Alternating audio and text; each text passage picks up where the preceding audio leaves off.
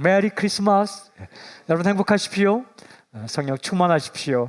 아멘. 마태복음 7장 12절 말씀입니다.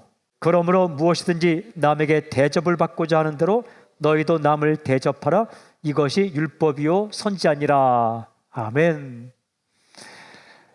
함께 읽은 예수님의 말씀 마태복음 7장 12절. 그러므로 무엇이든지 남에게 대접을 받고자 하는 대로 너희도 남을 대접하라. 이것이 율법이요 선지자니라. 이 말씀을 이렇게 묵상할 때에 예수님께서 아주 정말 중요한 메시지를 우리에게 주십니다. 몇 가지 포인트로 나누어서 말씀을 듣겠습니다. 첫째 포인트입니다. 인간은 관계 안에서 살아간다라는 거예요. 여러분, 인간은 혼자 살지 못합니다. 관계 안에서 살아갑니다. 방금 읽은 말씀을 유심히 살펴보면 두 번이나 반복해서 나오는 굉장히 중요한 한 글자의 단어가 있습니다. 그것이 바로 남이라는 말입니다. others, 남. 남은 누구를 가리킵니까? 자기 이외의 다른 사람. 국어 사전을 찾아보니까, 우리말 사전을 찾아보니까 자기 이외의 다른 사람, 남이다.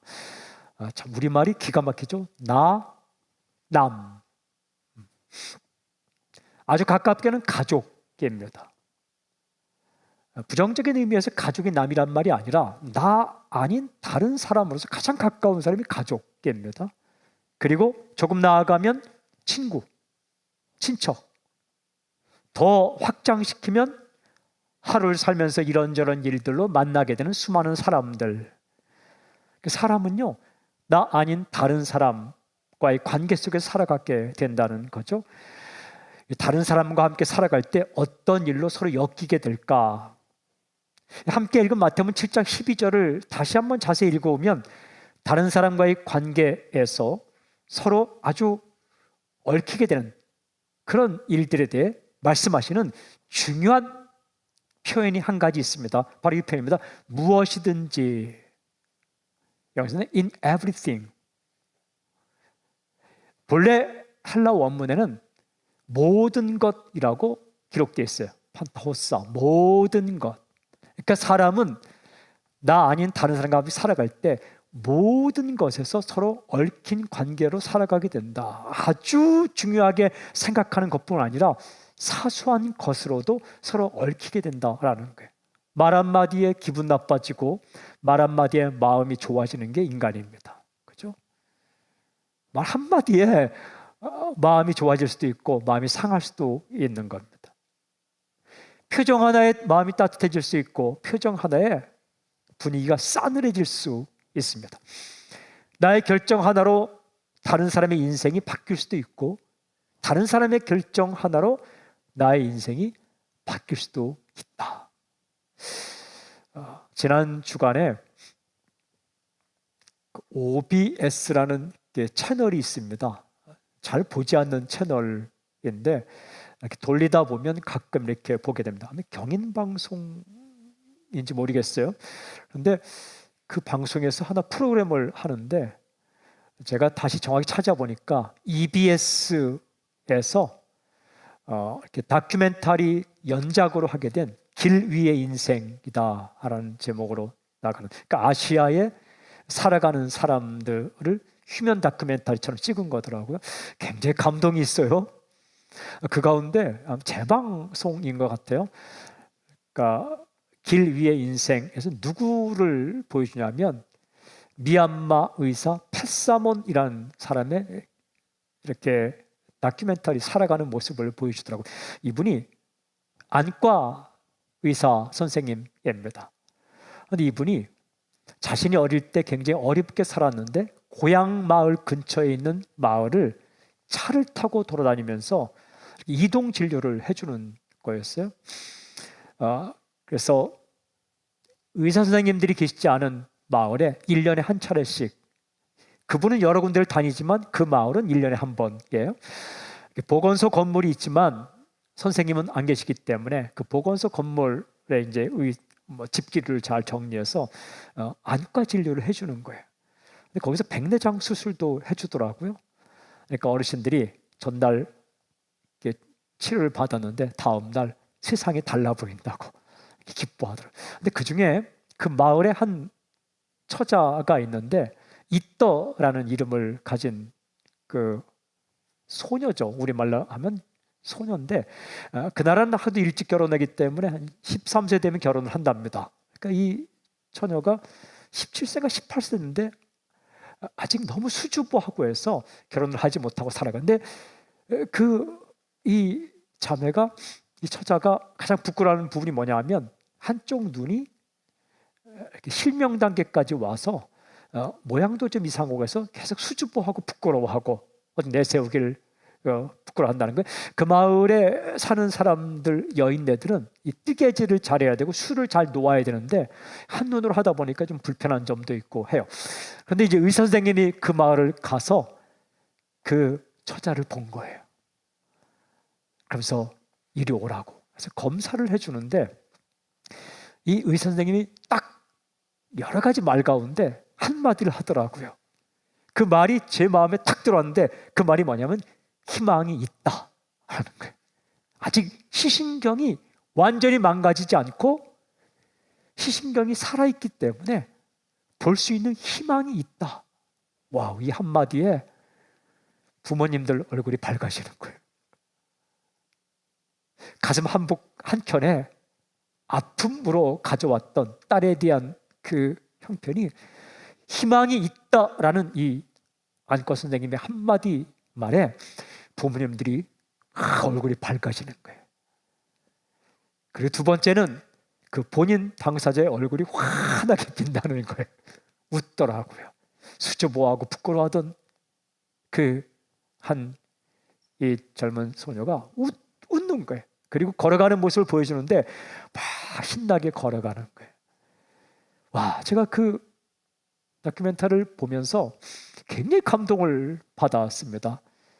야, 나 아닌 다른 사람을 생각해서 그 차를 몰고 몇 시간을 가서 막 진흙탕을 가는 거예요. 가고 거기서 또 내려서 몇 시간을 걸어가서 만나는 그 소수민족 마을에 이 한 분의 의사 선생님의 결정 하나가 사람들을 행복하게 만드는구나. 그리고 그의 한마디 말이 온 가족을 행복하게 만드는구나. 이제 그걸 보고 와서 일부 예배 때 잠깐 말씀을 드리고 도대체 어떻게 됐을까 궁금한 거예요. 그래서 오늘 일부 예배 마치고 2부 예배 드리기 전에 잠깐 올라가서 있는 동안 찾아봤어요. 길 위의 인생 했더니 그 프로그램 했던 EBS에 댓글을 쓰는 란이 있더라고요. 그 댓글을 보다가 깜짝 놀랐어요. 거기 어떤 댓글들이 있냐 하면 여러 가지 댓글들이 있는데 이런 댓글이 있더라고요. 그 이떠 양의 눈은 어떻게 됐나요? 제가 들어가 봤더니 후원하고 싶습니다. 근데 그걸 미국에 있는 어떤 분이 쓴 거예요. 아시아 미얀마에 있는 한 의사 선생님과 한 소녀의 그 아름다운 그 섬김의 이야기가 한국에 방송되는데 그것이 미국에도 방송돼서 미국에 있는 어떤 교민이 만약 치료가 필요하다면 자신이 개인적으로 후원하고 싶습니다. 한 분일까 했더니 또 보니까 또 다른 사람이 단체 연결하든지 개인적으로 돕고 싶습니다. 근데 그 글이 저를 좀 따뜻하게 만드는 거예요. 야, 세상에 이기적이고 정말 자기만 생각하며 살아가는 사람이 많이 있지만 그래도 이 세상에 나 아닌 다른 사람들의 삶을 생각하며 사는 사람이 이렇게 많구나. 그리고 보니까 뭐 한두 가지가 아니에요. 수두룩하게 다른 이 다큐멘터리를 보면서 그 길 위의 인생에 방영된 다른 사람들을 돕고 싶다는 이야기가 굉장히 빽빽하게 이 좋은 프로그램이 공영방송의 황금 시간대에는 방영되지 않고 언제 방영되나 했더니 EBS에서 39부작인가 그런데 토요일 날 새벽 1시 반부터 2시 15분? 토요일 제가 이렇게 큐티 방송하고 그러면 토요일 새벽이 조회수가 제일 낮아요. 늦게까지 주고 쉬고 싶은 토요일 새벽 1시 반부터 2시, 그것도 아주 새벽 1시 반부터 2시 15분까지 방송되고 재방송하는 걸 제가 보게 되었어요. 그런데 그 한 사람의 말 한마디가 세상을 따뜻하게 하고 한 사람의 인생 이야기가 사람을 흐뭇하게 하고 그 방송 하나가 사람들의 마음을 움직이고 우리가 그렇게 살아간다는 거예요. 나의 말 한마디, 어떤 사람의 결정 하나, 어떤 사람의 행동 하나가 세상을 따뜻하게 만들 수도 있고 세상을 힘들게 만들 수도 있다. 근데 그것이 모든 범위 내에서 나와 다른 사람의 관계 속에 살아간다라는 거예요. 육체적, 정신적, 물질적 영향을 주고 영향받으며 살아가게 됩니다. 그런데 중요한 한 가지 사실이 있어요. 우리는 사람과의 관계 안에서도 뿐만 아니라 하나님과의 관계 안에서 살아가게 됩니다. 우리가 읽은 마태복음 7장 12절 말씀을 다시 자세히 살펴보면 굉장히 중요한 접속사가 하나가 나와요. 맨 앞에 나오는 이 접속사입니다. 그러므로, therefore, 그러므로 라는 접속사예요. 따라서, 그러므로, 그러니까, 그래서 다 같은 의미죠. 이 접속사는 이제 헬라어로 운이라는 그 돼 있는데 이건 어떨 때 쓰이냐 하면 우리말과 똑같이 앞에 있는 내용을 받아서 그러니까 이렇게 해야 된다라고 연결을 할 때 쓰는 접속사가 그러므로입니다. 그러니까 앞에 있는 말씀을 알아야 이걸 잘 이해할 수 있는 거죠. 바로 마태복음 7장 12절 오늘 우리가 읽은 말씀 바로 앞에는 어떤 말씀이 있는가? 7장 11절에 이런 말씀이 기록되어 있어요. 하늘에 계신 너희 아버지께서 구하는 자에게 좋은 것으로 주시지 않겠느냐. 하나님과 나의 관계를 말씀하시는 거예요. 하나님과 나의 관계의 핵심이 뭐예요? 하나님은 나에게 좋은 것을 주기를 원하신다. 하나님은 나에게 좋은 것을 해주신다. 잘해 주신다라는 말씀이에요. 그러므로 너희도 남에게 잘해주라. 이런 말씀이에요. 하나님은 너에게 잘해주기를 원하시고 좋은 것을 주신다. 그러므로 너희도 남에게 잘해주라. 이렇게 살아가라. 이 말씀이 바로 우리가 읽은 마태복음 7장 12절 말씀이에요. 질문이 있어요. 좋은 것을 주시는 하나님을 믿는 사람으로서 이 땅에서 다른 사람과의 관계 안에서 아름다운 삶을 살 수 있는 비결이 무엇일까? 중요한 두 번째 포인트입니다. 남에게 대접을 받고자 하는 대로 너희도 남을 대접하라. 함께 읽은 구절에 분명히 기록되어 있습니다. 남에게 대접을 받고자 하는 대로 너희도 남을 대접하라. 이 자체가 완성된 문구이기 때문에 제가 오늘 메시지 제목을 그냥 그대로 이렇게 정했습니다. 좀 길지만 남에게 대접을 받고자 하는 대로 너희도 남을 대접하라. 설교 제목을 그대로 정했습니다. 이 말씀을 하신 다음에 예수님은 도장을 찍듯이 굉장히 중요한 말로 이 말씀을 강조합니다. 이것이 율법이요 선지자니라. 율법이요 선지자라는 것은 모든 말씀을 포함하는 그런 것을 지칭하는 말이에요. 율법이라면 창세기, 출애굽기, 레위기, 민수기, 신명기, 모세 5경을 가리키는 말씀이고 선지자는 예언자들을 통해 주신 모든 말씀을 의미하는 겁니다. 그러니까 율법이요 선지자다라는 것은 모든 말씀의 핵심이다라는 의미입니다. 사람들은 이 말씀을 모든 말씀의 핵심이라 생각해서 이렇게 부릅니다. 황금률, 골든 룰. 그러니까 황금처럼 굉장히 중요한 주님의 명령이다. 황금률이라고 말합니다. 그러니까 모든 말씀의 최고봉이라고 여기는 거죠. 마태복음 읽어가다 보면 굉장히 중요한 표현 가운데 율법이요 선지자니라 이 표현이 몇 군데 나옵니다. 먼저는 마태복음 5장 17절에 나와요. 내가 율법이나 선지자를 폐하러 온 줄로 생각하지 말라. 폐하러 온 것이 아니라 완전하게 하려 함이라. 그러니까 7장 12절 앞부분에 5장 17절에 율법이나 선지자를 폐하러 오지 않고 완성시키러 왔다라고 말씀해. 그러니까 오늘 주님께서 하신 이 말씀이 율법이나 선지자를 통해 주신 말씀을 완성시키는 말씀이다. 그러니까 모든 말씀을 완성시키는 행동이 뭐냐? 남에게 대접을 받고자 하는 대로 너희도 남을 대접하는 것이다 라는 거예요. 또 율법과 선지자는 말이 어디 나오냐? 마태복음 22장 37절부터 40절까지 나옵니다. 이렇게 기도했어요. 예수께서 이르시되 내 마음을 다하고 목숨을 다하고 뜻을 다하여 주 너의 하나님을 사랑하라 하셨으니 이것이 크고 첫째 되는 계명이요 둘째도 그와 같으니 내 이웃을 네 자신같이 사랑하라 하셨으니 이 두 계명이 온 율법과 선지자의 강령이니라.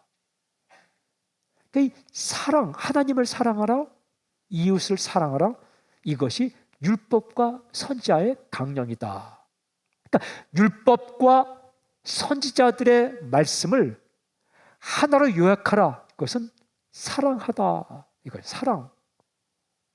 마태복음 22장에 사랑은 어떻게 하는 거냐? 주께서 하신 말씀이 뭐예요? 남에게 대접을 받고자 하는 대로 너도 남을 대접하라. 이게 사랑법이라는 거예요. 어떻게 사랑하지? 어떻게 사랑해야 돼? 너희도 남에게 대접을 받고자 하는 대로 너희도 남을 대접하라. 입장을 바꾸어 생각해서 다른 사람이 나에게 이렇게 해줬으면 그대로 너도 남에게 해주라 라고 주께서 구체적인 사랑법을 말씀한 게 오늘 말씀이에요. 질문이 있어요. 예수님의 이 명령을 실천하기 위해서 구체적으로 어떻게 할 것인가? 도대체 우리의 삶 속에서 어떻게 하면 이 말씀을 실천하며 살 수 있을까? 세 번째 포인트, 구체적으로 어떻게 할 것인가? 말씀을 더 나누기 전에 제가 여러 번역본들과 영어 번역, 한국어 번역, 그리고 성경 헬라어 원본을 참조로 해서 오늘 읽은 마태복음 7장 12절을 좀 알기 쉽게 쉬운 말로 마치 주님이 저에게 개인적으로 하시는 말씀처럼 이렇게 번역해 보았습니다. 제가 한번 읽어볼게요. 살다 보면 다른 사람이 나에게 이렇게 해주었으면 할 때가 있지? 그 사람도 마찬가지야. 그러니까 입장을 바꾸어 생각해보고 다른 사람이 너에게 해주었으면 좋겠다는 그대로 너도 남에게 해주면 살아. 알겠지? 이것이 모든 말씀의 핵심이야. 이렇게 말씀하시는 거예요. 이 예수님께서 주신 이 말씀을 실천하기 위하여 저는 두 가지 관점에서 말씀을 좀 더 나누기를 원합니다. 하나는 소극적인 관점에서, 또 하나는 적극적인 관점에서 말씀을 나누겠습니다. 첫째는 소극적인 관점에서 이렇게 하십시오. 너에게 다른 사람이 하기를 원하지 않는 것은 너도 남에게 하지 말라. 뭔가를 적극적으로 남에게 잘해주는 것도 중요하지만 이것만 해도, 내가 싫은 것 남에게 강요하지 않는 이것만 해도 굉장히 잘하는 겁니다. 내가 싫은 것을 다른 사람이 시키면 안 되는 거죠. 로마서 13장 10절에 이렇게 말씀하십니다. 사랑은 이웃에게 악을 행하지 아니하나니 그러므로 사랑은 율법의 완성이니라. 사랑의 첫걸음은 다른 사람에게 악한 짓 하지 않는 것이다. 이게 법률적 윤리의 기초입니다. 법률적 윤리의 기초는 다른 사람에게 악을 행하지 않는 것입니다. 그것만 해도 괜찮은 거예요. 그러니까 다른 사람이 나에게 이렇게 해주지 않았으면 그거 너도 남에게 그렇게 하지 말라. 몇 가지 있겠죠. 다른 사람이 당신을 무시하고 멸시하면 어떻습니까? 마음 아프죠. 농담으로라도 내 인격 무시하면 마음 아파요. 우스갯소리라도 내 가족 욕하면 마음이 아파요. 상담하다 보면 어떤 분은 와서 막 자기 식구들 식구에 대해 불평합니다. 그럴 때 상담자가 헷갈리면 안 돼. 그때 맞아요 하면 기분 나빠요. 그렇게 신나고 욕해놓고 그래요, 당신 남편 정말 못됐어요 한마디 하면 큰일 납니다. 그냥 듣고 있어야 되는 거예요. 그 정도인데 만약에 누군가 농담으로 우스갯소리로 내 자신에 대해, 내 가족에 대해 무시하고 멸시하는 말을 하면 마음이 어떻습니까? 입장 바꿔 생각해서 당신도 그런 말 하지 말라라는 거예요. 나 없는 자리에서 누가 함부로 이야기하면 기분이 어떻습니까? 힘들죠. 그러니까 어떤 사람이 없는 자리에서 함부로 험담하지 말라라는 말씀이에요. 특별히 사회생활하면서 음주운전, 가벼운 실수 아닙니다. 심각한 죄입니다. 이 음주운전은 심각한 도덕적 판단력이 깨진 상태인 거예요. 생각해 보십시오. 누군가가 운전을 하는데 술 먹고 운전하면 당신 앞에 다가오고 있다. 이거 생각만 해도 아찔한 겁니다. 어떤 사람이 술을 먹고 운전대를 잡아서 내 자녀의 앞으로 지나간다. 이거 엄청나게 아찔한 겁니다. 음주운전 자체를 가볍게 생각하는 것은 자기만 알고 다른 사람을 생각하지 않는 아주 이기적인 태도입니다. 우리가 정신줄을 잠깐 놓으면 굉장히 이기적으로 바뀌게 됩니다. 도덕성이 심각하게 망가진 상태입니다. 이 사람에게 운전대 맡기면 안 되는 거죠. 자신에게 고통이 되는 것을 남에게 가해서는 안 되는 겁니다. 또한 쉬운 거지만 아파트 베란다에서 창문을 열어놓고 담배를 피우는 것, 이것도 굉장히 다른 사람이 간접 불편시키는 거예요. 위층에 갓난아기가 있으면 어떻게 됩니까? 아주 작은 거지만 다른 사람이 이렇게 해서는 안 되겠다 싶은 것은 나도 삼가는 것, 이것이 바로 소극적인 관점에서 사랑법입니다. 나 언제나 입장을 바꿔 생각해서 해가 되는 것은 하지 않는 것. 그런데 예수님은 거기서 멈추지 않으셨습니다. 소극적인 관점을 넘어서 적극적인 관점에서 예수님 이렇게 말씀하십니다. 다른 사람이 너에게 해주기를 원하는 대로 너도 남에게 그렇게 하라. 남에게 피해를 주지 않으며 살아가는 것 참 괜찮은 거지만 거기서 멈추지 않고 남에게 덕을 끼치기 위해서 그렇게 살아가기를 원하시는 거죠. 저는 구체적인 예를 다른 곳 찾지 않겠습니다. 특별히 예수님의 말씀과 행동 속에서 구체적인 예를 몇 가지 찾아 우리 삶에 적용하기를 원합니다. 첫째는 힘든 사람에게 잘해주라. 주님께서 그렇게 하셨어요. 입장 바꿔 생각해 봐서 내가 힘들 때 다른 사람이 잘해주기를 원하잖아요. 다른 사람이 힘들 때 너도 잘해주라 라는 말씀이죠. 마태복음을 쭉 읽어가다 보면 오늘 말씀과 맥이 통하는 말씀이 굉장히 여러 군데 나오는데 그 중에 한 가지가 마태복음 25장이에요. 25장에는 하나님 믿는 백성들이 이 땅에서 어떻게 살아가야 되는가라는 윤리적인 구체적인 예가 나오는데 그 중에 하나의 이야기가 어떤 임금의 이야기입니다. 임금이 백성들을 모아놓고 양편에 염소편에 나눴어요. 그리고 칭찬받을 만한 일을 한 백성들을 칭찬하는 장면이 나옵니다. 하나님을 은유적으로 표현한 거죠. 근데 그 임금이 이렇게 말합니다. 마태복음 25장 35절 36절 내가 줄일 때에 너희가 먹을 것을 주었고 목마를 때에 마시게 하였고 나그네 되었을 때에 영접하였고 헐벗었을 때에 옷을 입혔고 병들었을 때에 돌보았고 옥에 갇혔을 때에 와서 보았느니라. 배고프면 먹을 것이 필요해요. 목이 마르면 마실 물이 필요해요. 선교 사역 가운데 우물 파주는 사역이 있습니다. 굉장히 귀한 사역입니다. 물이 오염되면 피부병도 나고 이 사람의 건강이 망가지잖아요. 그래서 깨끗한 우물을 파주는 이 선교 사역이 있는데 굉장히 그 소중한 사역이죠. 추울 때는 옷이 필요해요.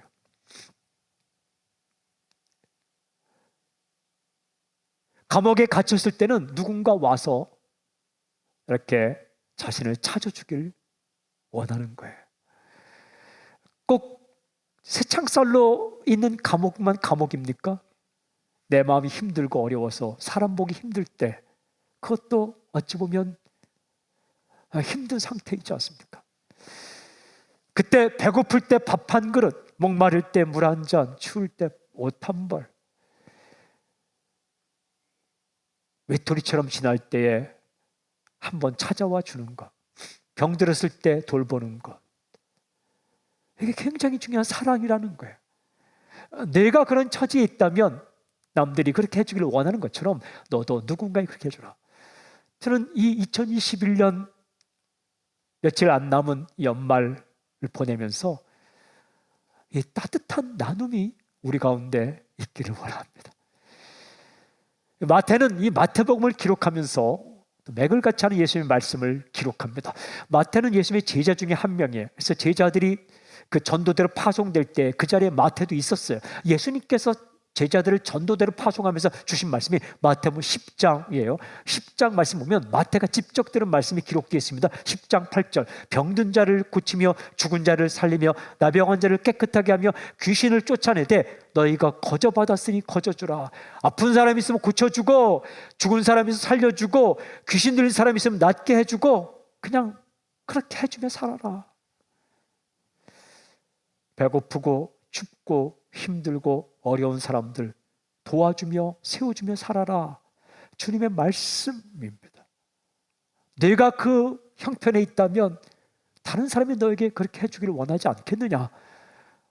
똑같은 형편에 있는 사람들 그렇게 도와주라. 그래서 사람은요, 자신의 경험이 나눔의 좋은 기회가 돼요. 배고팠던 경험, 외로웠던 경험. 더 좋은 것은요, 내가 그럴 때에 도움받았던 경험이 나눌 수 있는 좋은 경험이 돼요. 힘들고 어려울 때 누군가 나를 잘해줬던 그 좋은 아름다운 따뜻한 기억이 있으면 나도 그렇게 살게 된다고요.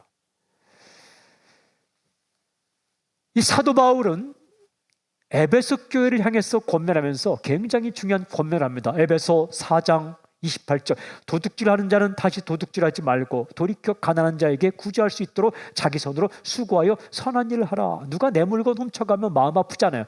그러니까 입장 바꿔 생각해서 남의 물건 훔치지 마라, 도둑질하지 말라. 이건 소극적 관점이에요. 그런 적극적 관점에서 남에게 나누어 줄 것이 있기 위하여 열심히 일하라. 왜 우리가 돈을 법니까? 내 식구들, 가까운 사람들 살기 위해서 돈 벌지만 더 나아가 적극적으로 가난한 사람에게 나눠주기 위하여 최선을 다해 일하라 라고 권면하고 있는 거죠. 그 다음에 사람들은 무엇을 원할까? 주께서 이렇게 말씀하세요. 평안하기를 빌어주라. 축복해주라는 거예요. 다른 사람이 나를 향해 축복하는 마음을 가지고 나를 대해주면 얼마나 좋습니까? 제가 처음 목회할 때에 성도님들께서 저희 자녀들을 이렇게 보면서 그 목회자의 자녀에 대해 따뜻한 애정을 가지고 뭐 이렇게 대해줄 때 참 마음이 이렇게 따뜻했습니다. 사람은 잘 되기를 바라는 마음으로 대해줄 때 그 마음이 따뜻한 거예요. 저도 그 마음을 담아서 선교사님 자녀들 이렇게 만나고 그러면 뭐라도 하나 해주고 싶어요. 이렇게. 그게 사람을 행복하게 만드는 거예요. 예수님은 전도대를 파송하면서 이렇게 말씀하시더라고요. 마태복음 10장 12절, 또 그 집에 들어가면서 평안하기를 빌라. 그러니까 어떤 집에 들어가든지 누구를 만나든지 평안하기를 빌라. 잘 됐으면, 평안했으면, 그렇게 빌라는 거예요. 어떤 민족, 어떤 가정, 어떤 사람 만나든지 복을 받기를 빌어주라. 그러면 누군가가 나에게 축복의 말을 해주면 얼마나 좋습니까? 너도 남에게 그런 마음을 가지고 대하라 하는 거예요. 그 다음에 주님의 행동 속에 나타난 정말 따뜻한 모습이 실수한 사람을 용납하라 라는 거예요. 사람은 누구나 살면 실수합니다. 저도 참 실수 많이 하죠. 누구나 실수합니다. 실수를 넘어서 실패도 합니다. 실수와 실패를 넘어서 잘못도 범합니다. 먼저 해야 할 것 있어요. 실수, 잘못, 죄 깨닫게 되면 두말하지 말고 고쳐야 됩니다. 잘못 인정, 그리고 고치고 응당한 대가를 치러야 됩니다. 성경에도 반드시 대가를 치르고 남의 것을 도둑질했으면 몇 배 더해서 갚아주라고 말씀합니다. 잘못해서 끝나지 않고 갚을 것은 갚고, 그런데 그렇게 한 잘못에 대해서 어떻게 할 것인가? 그때는 받아들이고 용납해 주라 하는 말씀이에요.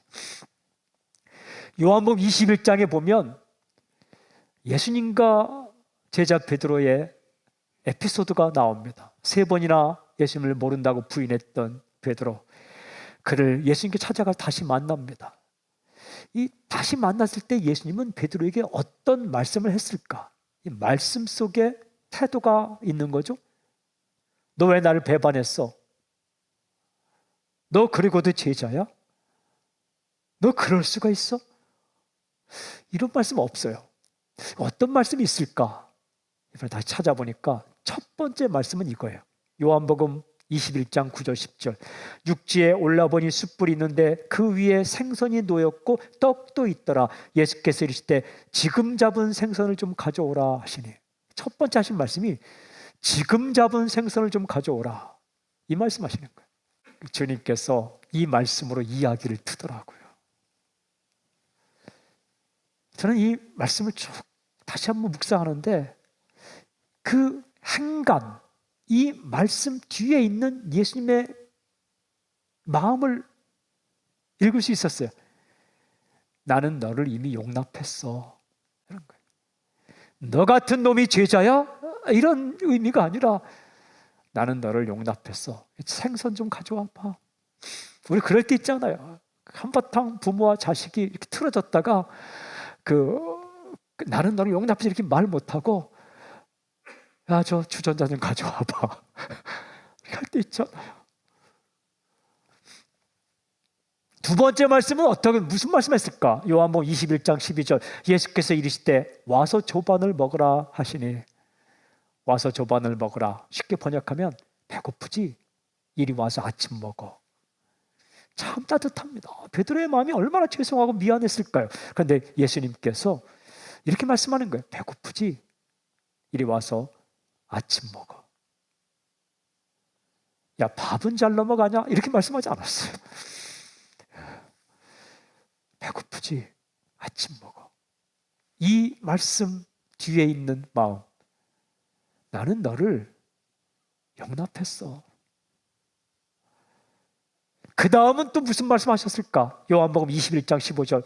그들이 조반 먹은 후에 예수께서 시몬 베드로에게 이르시되 요한의 아들 시몬아, 내가 이 사람들보다 나를 더 사랑하느냐 하시니 이르되 주님 그러하나이다. 내가 주님을 사랑하는 줄 주님께서 아시나이다. 이르시되 내 어린 양을 먹이라 하시고, 그 다음 하신 말씀이 내가 나를 사랑하느냐. 정확히 번역하면 나는 아직도 너를 사랑하고 있어. 너도 나를 사랑하지? 그렇지? 이런 이야기예요.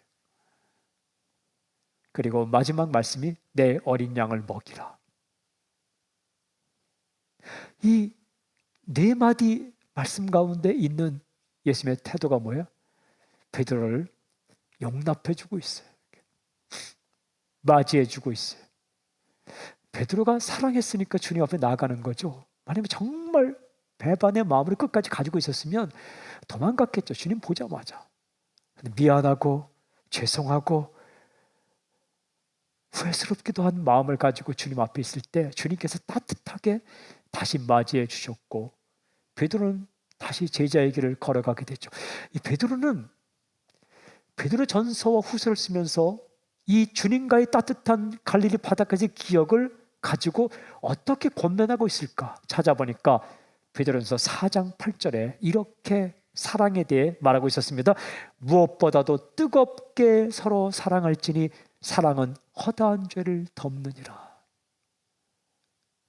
주님이 실수한 자신을 용납한 그 사랑을 뜨거운 사랑으로 경험한 거예요.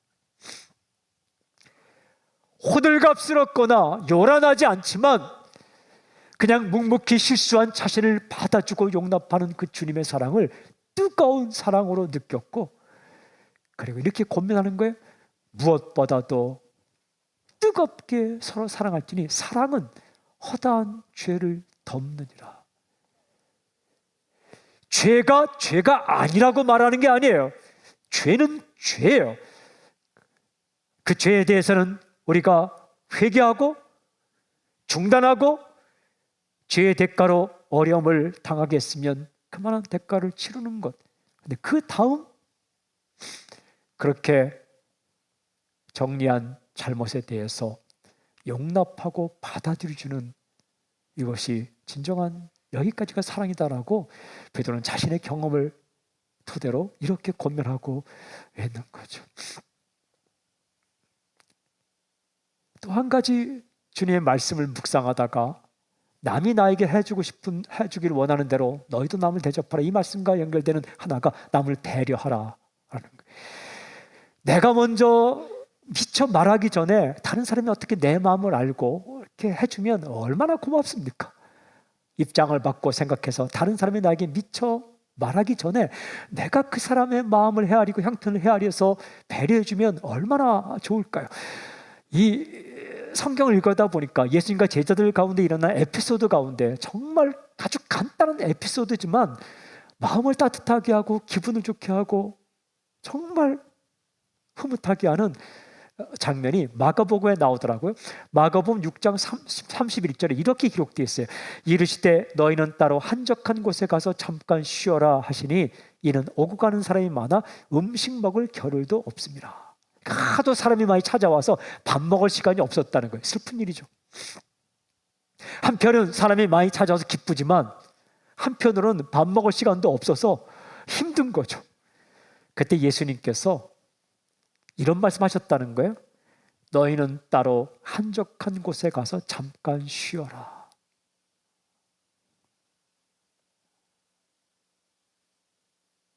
좀 참 따뜻합니다. 여기 내가 책임질 테니까 잠깐 쉬고 와. 계속 이러다 오면 지칠 거야. 좀 쉬고 와.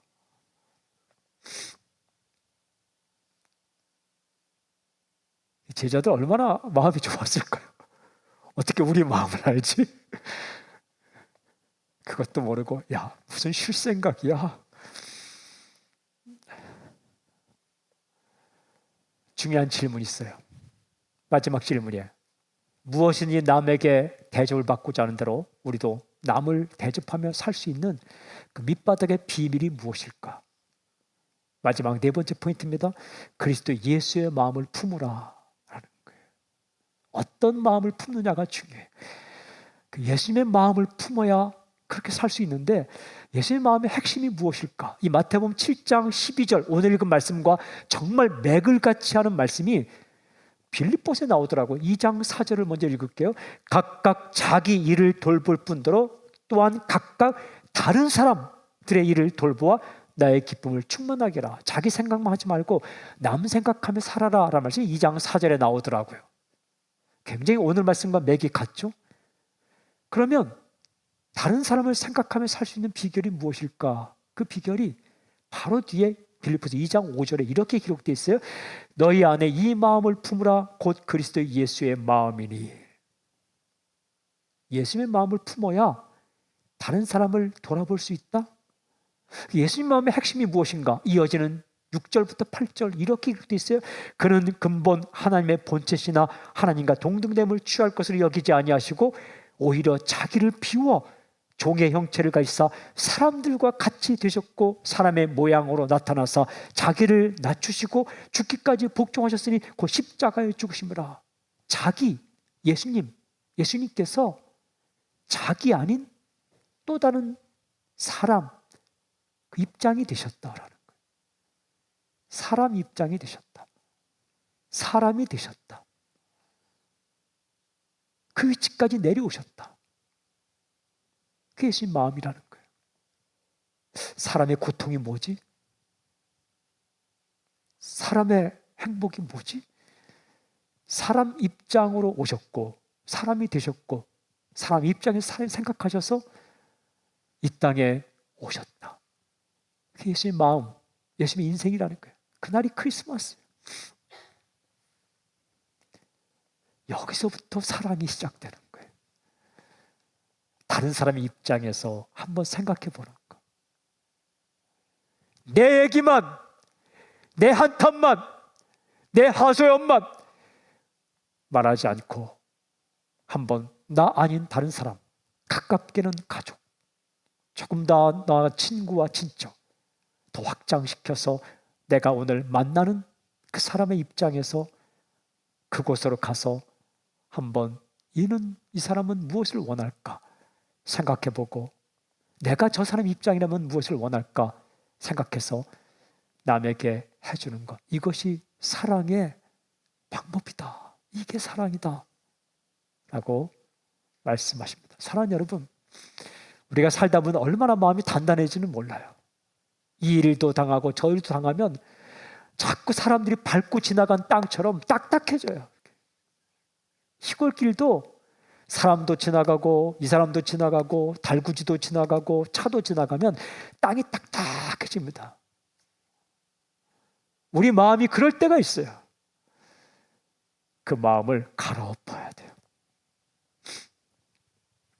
부드러운 마음으로. 누가 우리 마음을 갈아엎을 수 있습니까? 오직 예수 그리스도. 주님의 마음을 품을 때에 우리의 마음이 부드러워져서 나 아닌 다른 사람의 입장에서 한번 생각해보고 그렇게 살 수 있다는 거예요. 여러분, 오늘 이 말씀, 예수의 말씀을 꼭 기억하십시오. 남에게 대접을 받고자 하는 대로 너희도 남을 대접하라. 그런 따뜻한 올 연말이 되시고 당신의 말 한마디, 표정 하나, 결정 하나, 행동 하나로 당신 곁에 있는 사람들이 따뜻해지는 그런 아름다운 인생을 살기를 좀 선포합니다. 주님을 찬양합니다. 할렐루야. 아멘. 주를 높여드립니다. 아멘.